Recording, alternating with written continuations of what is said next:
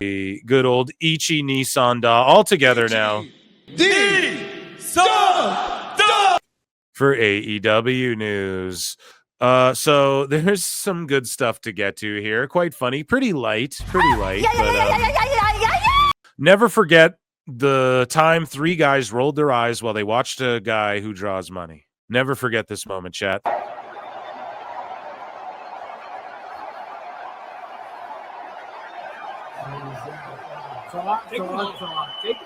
Yeah, come on.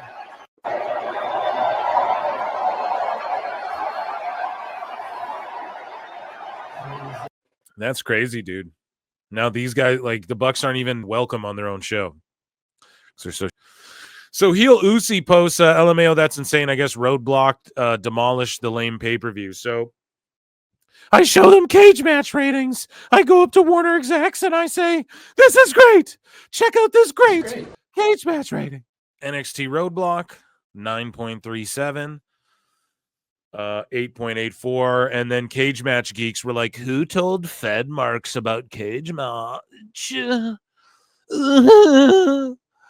AEW has reportedly discussed the idea of merging the International and the Continental Championship.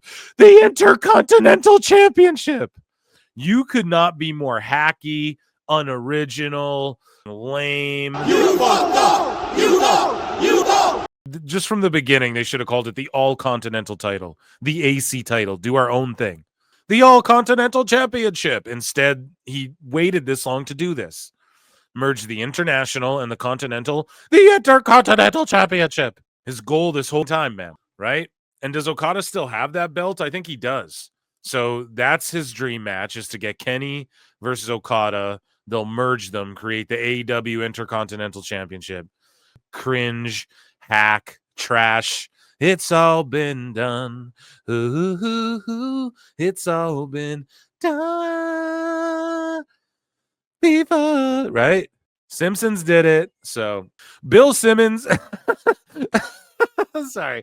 I make myself laugh, chat. That's all that matters. Bill Simmons blames ownership's focus on AEW for Jaguars' struggles.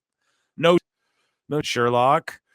Queen of the Ring actress apologizes for her comments at AEW Revolution. She did like a whole interview where she's like, "I'm so sorry. I didn't mean it the way Camille defended her." It is what it is, man. You know, Jose, the assistant in chat with the flutes. Everyone say hello to Jose. So, yeah, I mean, I don't know why she wouldn't know not to say that. Some people jumped on Tony Khan and were like, it's because he doesn't hold production meetings and stuff. I don't know if it's so much that. Maybe they should do that more with people who are going to get on the mic. What she said, I think it sounds a little bit like Cope, like a little bit of backtrack. No, I definitely didn't mean that thing I said. But I don't know why people got so up in arms about it. I mean, it is like, what the? You're blowing up the spot. You know, you're blowing up everything we're doing right now. But at the same time, it's like, okay. And just the way she's laughing and then his awkward ass smile, it just makes you think that she's just sort of backtracking now. But either way, Camille jumped to her defense. I just thought this was funny. A good moment in time. So Bischoff says that AEW, he says there's nobody out there in AEW who could possibly do what John Cena did. That person doesn't exist. Yeah, well, no, Bischoff, because it's John Cena. You guys know I love Bischoff, but like, yeah, it's because that's John Cena, bro. So I don't know if anybody in anywhere ever could do what he did in WWE either, you know? Just stating a fact, I suppose, right? A Speedball Mike Bailey made their AEW, AEW pronouns, pal, AEW debut last night and has officially signed with the company. It was reported back in November following their departure that TNA that they would be joining AEW. Shout out Speedball Mike Bailey. Yeah, we all knew he was going there. I'm a fan of his. A lot of people are like, just another flippy, whatever. True, he'll get lost in the shuffle there pretty quick. Now, unless Tony Khan has a plan and is like going to feature him more and more and more. My fear is that Tony looks at him like the way he looks at Mark Briscoe, like a novelty. He'll just be in random trios. The Conglomerate 2, you know? And it'll just be like Mike Bailey's in the Orange Cassidy what's that group? Orange Cassidy, Mark Briscoe, Shibata, right? So, or whoever's in the group, I forget, right? They'll just like stick him there or something. Unfortunately, right? I think AEW would benefit from creating something like an X division, an all elite division, or like the elite division or something. There's no weight limit. Someone said the quote, there's no weight limit, but whatever. The limits aren't the weight classes all that good. That's the way to do it if you're not going to go with like a cruiserweight division. I think they'd benefit so much from having like a light heavyweight division instead of just like random TV titles. We're going to make the Intercontinental title, folks. Wait.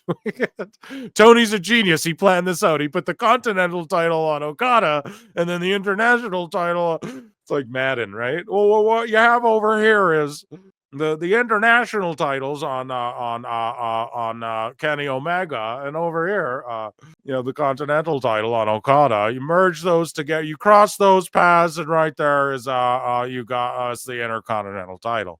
It's like, man, come up with some new all-continental title or something. I don't know. WWE has had their eye on Jeff Cobb. Why is this in AEW news? I don't know. Maybe because they fumbled him, I guess, or everyone expected him to go there. Maybe that's what the IWC are saying. But yeah, this was supposed to be in Federation news. Let's see if I can't just add it live on the air back over there. He's apparently going over to the Federation. So yeah, we'll check in with that in a minute. Shout out Jeff Cobb. But obviously, Tony Khan wanted him pretty bad. So the ratings. AEW Dynamite did 628. NXT did 732. Bloody awful. Oh, man. This wasn't on the Dynamite show, was it? No, that was like the pay-per-view match. 628, yeah, that's like just their normal number. So they're like about there, NXT seems to fluctuate greatly depending on what's going on that night. They could get an extra like 150 to like even a bit less than what they put up here. So yeah, the ratings, everyone's playing the ratings game, so we gotta keep up to date with them here. So here's the Queen of the Ring actress. Okay, I knew I bookmarked it. Damaris Lewis clarifies the comment she made at AEW Revolution with Nick Nemeth here, and of course the Matt Camp. I think one of the other shows, by the way, I think I said Matt Cross when I meant to say Matt Camp as well. I like Matt Cross. I meant to make fun of Matt Camp. So I can't remember. I'd have to listen back. But after when the show was done, I was like, wait, when I said that joke, did I say Cross or Camp? I meant to say Camp. But either way, let's see what, of course, Camp would be the one. Is he with Busted Open now? That's good for him, I guess, right? I'm not a big fan of him, right? He's a turnoff for me. But either way, let's hear what Damaris Lewis has to say. I hope that's her name, correct? Yeah, Damaris Lewis. Here we go. Can you explain what you were trying to say that people overreacted to on Sunday? Yeah. First and foremost, I completely take accountability for how it came out. That was not how it was intended. So I'm sorry if it came out way wrong.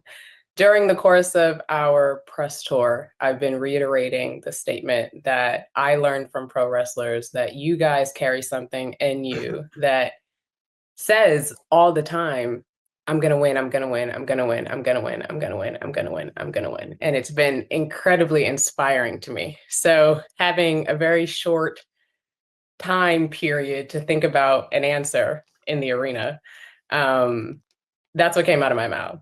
And when I heard it. No, that's the up, okay?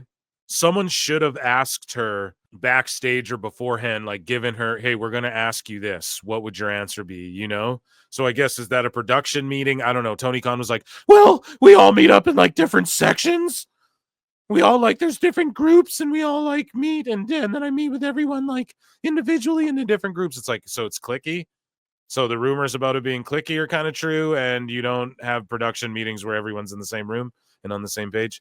So then you're just confirming all of that, I guess. Yeah, you should probably, if there's people you're going to put on mic, and not even I'm not saying you got to script out the wrestler promos, but yeah, definitely when it comes to, because the rumors are there was an audible groan backstage when she said this in AEW. So even backstage in AEW, Tony was like, oh, get down. What's that clip from the 10 minutes of Tony Khan where he's like yelling at in gorilla position? He's yelling in the headset, no, get down. He's freaking out. What did she say? God damn it, Vern Gagne. Back, I too was also like, That's not what I meant. But yes, I've been saying, because it's true, because I also am incredibly inspired by this sport, that you know you're going to win before you step in the ring, no matter what. It is a No, it just sounds like she's walking it back a little bit now, but it's all good. sport. It is real. People are in there, in that ring, doing what they got to do. It's tough. It's dangerous at times. At times, the whole time, but now she's got to be like, it is real. It's real to me, damn it. The finger poke of doom, the Montreal screw job. It's it's all right. It's all fucking. This shit's real. It's a sport. Okay, sickos, please don't ruin my career. I respect it fully with my whole heart. So yes, I will say it again. I am so sorry if it came out that way. But like you said, you got to know the house you're in. I know that these fans love their sport and that they were defending them. Don't worry about it. You didn't you offended the AEW fan base. I mean, you could sneeze and that would happen, right? So Bully Ray says, really enjoyed the backstage with MJF and Hangman. Can't wait till one day both of them go to WWE, learn the correct way, and become stars. P.S. Busted open after dark. Uncle Bully, man. Bullying folks. So Bill Simmons says, I don't think the Jaguars will ever get it because the owner's son, who runs the team, also runs AEW and Fulham and writes all the scripts for it every week. And I just don't think they're on the ball, is my take. See, so this isn't just like a pro wrestling thing, guys. This is a football thing. And then if you're in Europe, a football thing. Just throwing it out there.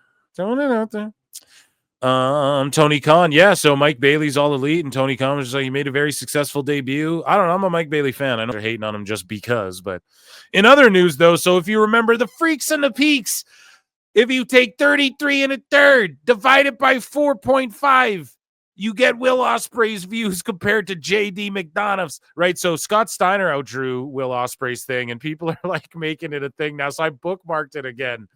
JD McDonough in 11 hours after a week, right? And this is all this is why fans get outraged, because even in sports, dude, if you play for a team, if you are behind your team, you're behind your, or let's say you play for another team, you like another team or whatever, and they spend a bunch of money on a stupid deal, you're going to laugh at that and make fun of it. Let's say I play for, let's say my favorite team's the Edmonton Oilers, and they spend a bunch of money and do something stupid. I'm going to react to it and be like, why the would they do that, right? So again, I'm not saying Will Ospreay isn't worth it, but even just like the social media buzz. Now, yes, WWE's this global, whatever, but this is why fans reserve the right to be like, man, they overpaid this dude or whatever. Like, I don't want to hear people be like, that's just hater. No, that's just analyzing TV rate. Okay, you pay someone a bunch of money to hopefully get a return on investment. Not in Tony Khan's case, though. He doesn't care about that. So that's fine, right? But the fact is like, we can't admit that. You got JD McDonough outdrawing him in 11 hours. Like, Scott Steiner's one thing. You're like, oh, dude, he's a legend, you know? He was a legend in the 80s. He was a legend as a tag team in the NWO, so many different ways. But you have JD. He's a guy that, I don't know, a glorified jobber at this point. He's like a credible, and not jobber in a disparaging way. I think everyone needs jobbers. He's just the guy there to like take the pin and make everyone look really good and sell his ass off. Like, that's his role in WWE. He'll probably never get past that. He'll probably never, like, he's win the tag belt, sure. Maybe he'll get an IC title in his career, maybe, but he'll probably never become a world champ or whatever. Not that matters, right? Earlier in the show, I was talking about you don't need to even become a world champ for me to consider you a Hall of Famer either, or anything like that. However, I mean, this is wild though. Like, JD McDonough by no means should be getting more social media views on a CVV interview than Ospreay, especially when Ospreay's even addressing his Triple H and stuff. That shows you the stark difference in everything, man. The houses, the TV ratings, these numbers, and we have to bring this up because when like Meltzer want to go like, well, 30% could be watching on Max. It just gives people this like false, I don't know. It just gives people like fake ammo to be more toxic with online. And then, they try on Penta for being on main event when it's like, dude, if Penta did an interview right now, he'd outdraw Mercedes Monet's interview with CVV. You guys get what I'm saying? Like, so who's really laughing? Penta because he's on main event? You guys get what I'm getting at. they pay people a lot of money that it's like, well, what are they giving you in return? So this just really isn't, this is just like Pee-wee's playtime here. We're just having fun, right? Playing toys. And that's cool, man. That's cool. But ultimately at the end of the day, I think this is why Ospreay's lashed out, and this is why I don't let up on him for it, because it's like, no, dude, you clearly are so butthurt. Like, you know that it applies to you. JD outdrew him on CVV. I don't know. I don't want to keep going so harsh on Ospreay. I keep going hard on him like every show, but it's just like, damn, man, really? And then you talk this like, if they saw me wrestle, bro, it'd be a sexual experience. It's like, what the are you talking about, man? I don't know, man. Get people to like show interest somewhere else, right? And then say that. He has no direction. He has no plan. He has no idea what he's doing. I believe I titled the show that Tony Khan has no plan. Dynamite last night. Mm-hmm. What did you think of that show? It was about a quarter stick. It really wasn't that big of a boom. No. I need a Garrett or whatever this guy's name is. Oh. Really wasn't. I was thinking about this. So, I don't know, man. Oh, boy. Go ahead. Just get it out. This is cathartic. Don't aggregate. Do not aggregate. Don't aggregate. Don't aggregate. Consider the source. Oh, boy. No, Dave was talking on, I don't know what day it was, but there were like a lot of people did crazy stuff at the pay-per-views, you're well aware. The Monday after, yes. And there was like 2 segments announced for the show, and neither of them involved wrestling. And Dave said, well, you know, they had a whole card, but now they gotta make sure that everyone's available for Wednesday. And it's like they had a whole card, but now they got to make sure that everybody is available for Wednesday. Oh my God. And Dave will sit there and be like, the best guys, Tony Khan, though. Didn't you know that? Best guys, Tony Khan. Will Ospreay. Like, what the? So he did. So he books the card and is like, who's available? And then we get stuck with Orange Cassidy versus Hechicero, the show after a pay-per-view. Because after the pay-per-view, everyone's like, oh, yeah, no, I'm taking the week off. Because he lets them do that shit. So he books out the whole card, and he doesn't even know who's available first. And then he has to be like, well, I guess I know. I have the solution. Ready? We'll just take the chart, and then we'll flip it over this way. Batman. We'll take it, and then I'll start over here, and then we'll just reverse it back. Oh, I fired all the... CM Punk doesn't work here anymore. Oh my God, dude. I can't believe this. And Bryan Alvarez is like, what? And I'm baffled.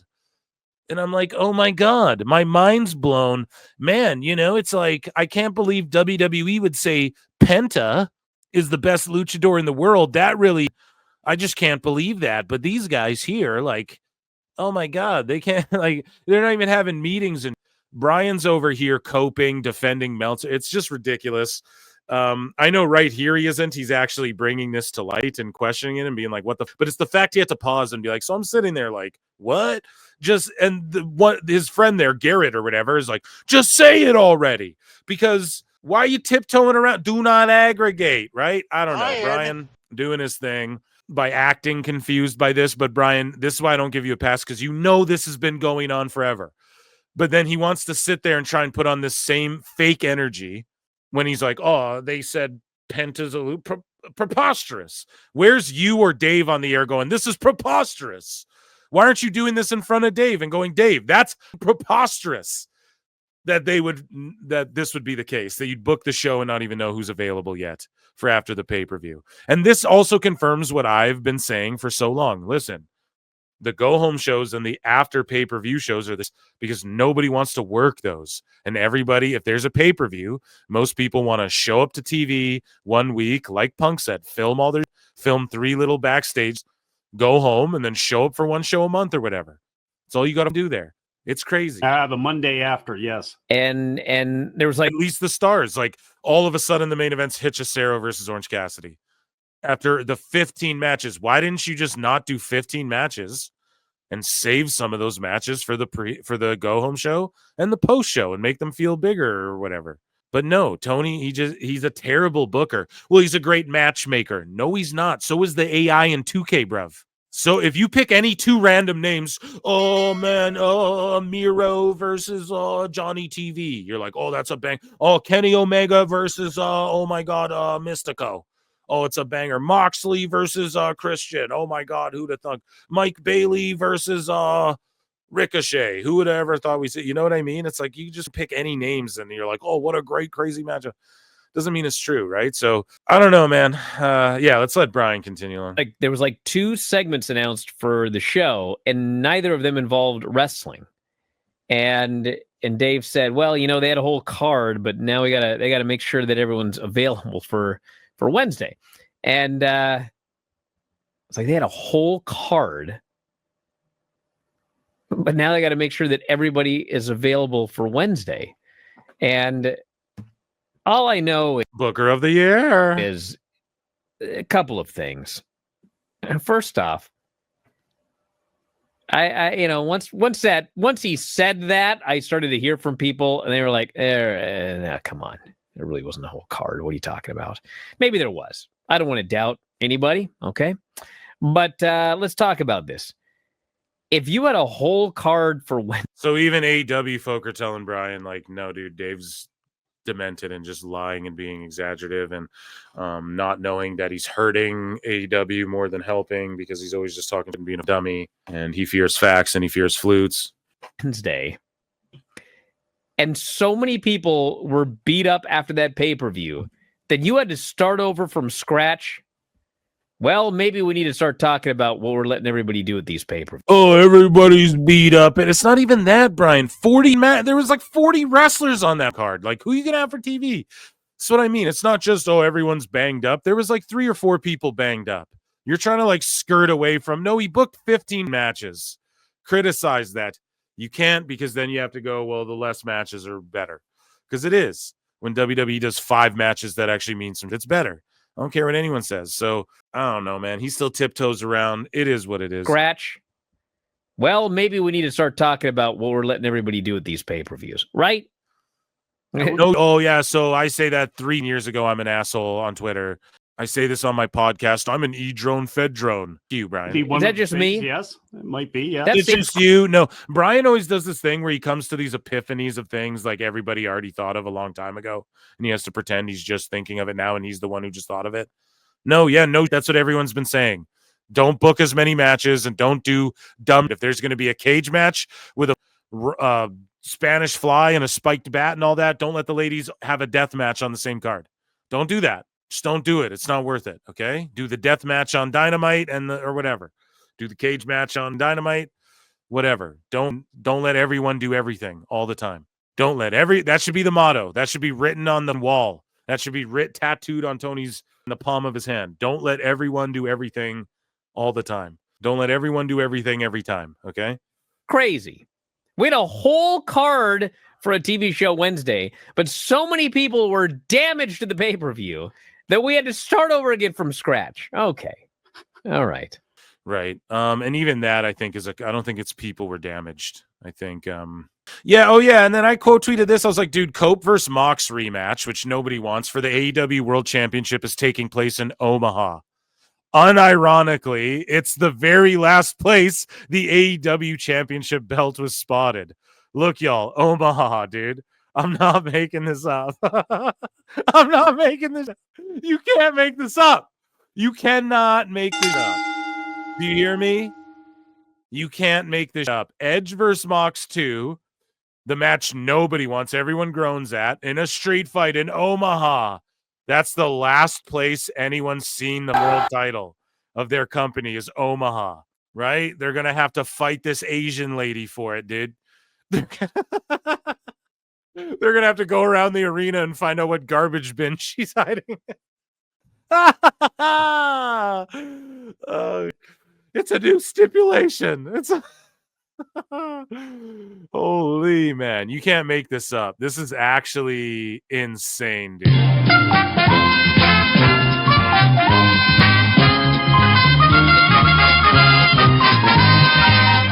That's some straight up simulation theory stuff.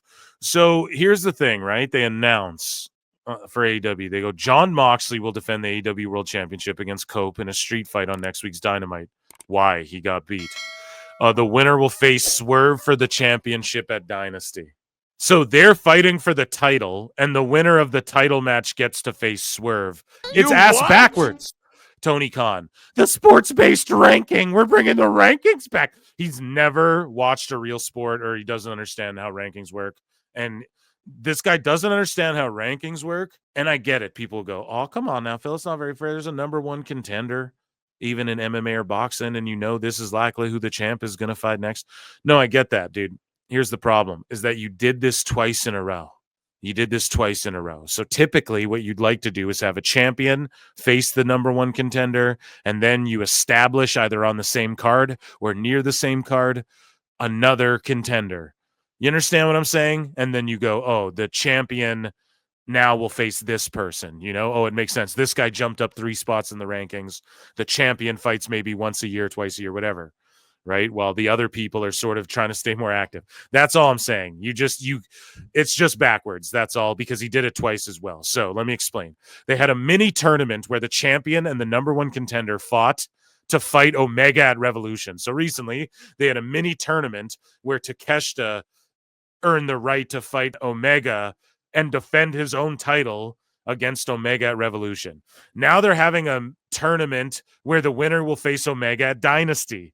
They just announced, okay, a tournament where Omega is the end goal again at Dynasty.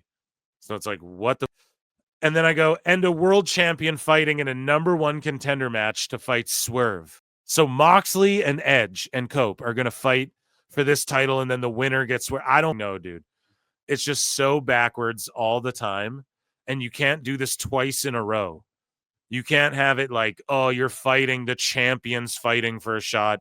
Why would Moxley agree to any of this when he's tried to commit murders and he has the belt in a briefcase? How is it for the title with the graphic? No one even knows where the belt is or anything. Well, we do know where it is, right? In Omaha. Yeah, it's just, you can't do it the backwards way every time, dude, because it's just the antithesis of like the purpose of the rankings, right?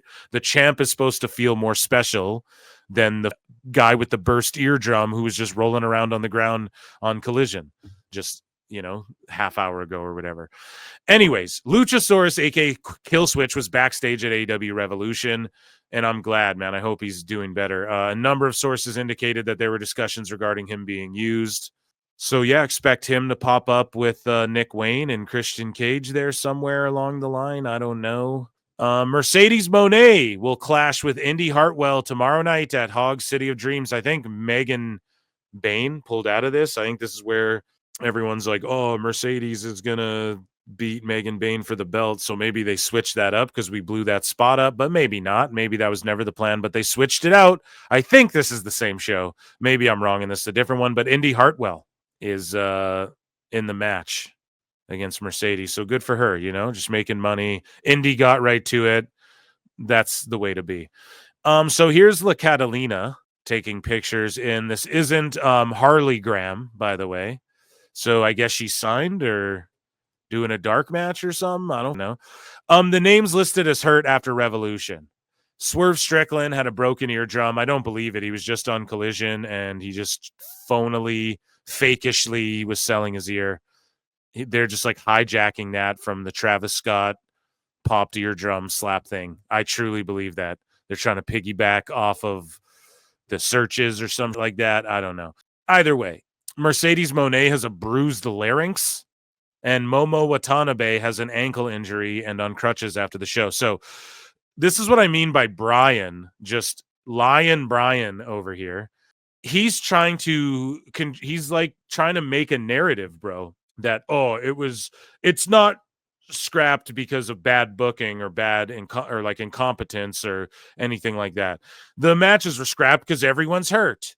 Well, according to you assholes, Mercedes, who's never she wouldn't have been on the show anyways. Momo, who 100% wouldn't have been on the show anyways. And then Swerve, who was just on Collision and doesn't actually seem to be injured. Bryan. Like, it's not because of the wrestlers. It's because Tony doesn't know what he's ever doing. He books it before he knows.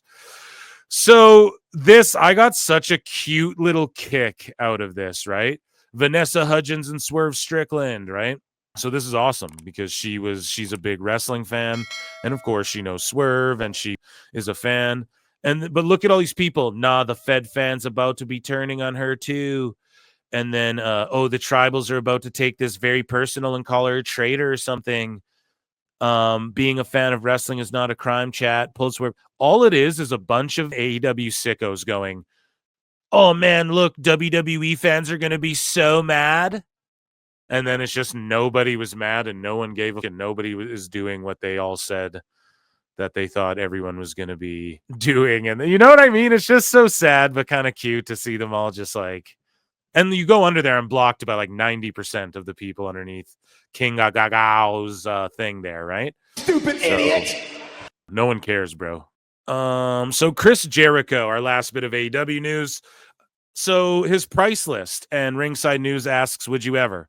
$100 for an autograph from Jericho, $100 for a selfie, and no voicemails or recordings are allowed.